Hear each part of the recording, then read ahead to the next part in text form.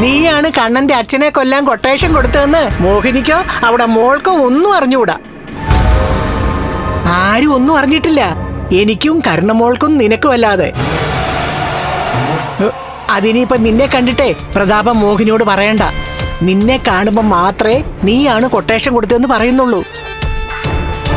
അല്ലാത്തപ്പോ വിശ്വനാഥന്റെ കൊലയാളി അവൻ തന്നെയാണെന്നാ വിളിച്ചു കൂവിക്കൊണ്ടിരിക്കുന്നത്.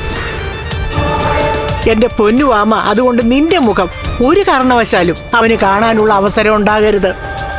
ഞാനാണ് വിശ്വനാഥനെ കൊല്ലാൻ കൊട്ടേഷൻ കൊടുത്തതെന്ന് അറിഞ്ഞു കഴിഞ്ഞാ കണ്ണൻ മാത്രമല്ല, ഇപ്പൊ എന്നെ സ്നേഹിക്കുന്ന എന്റെ പെങ്ങളും അവരുടെ മക്കളും ഒക്കെ വെറുക്കും അമ്മേ.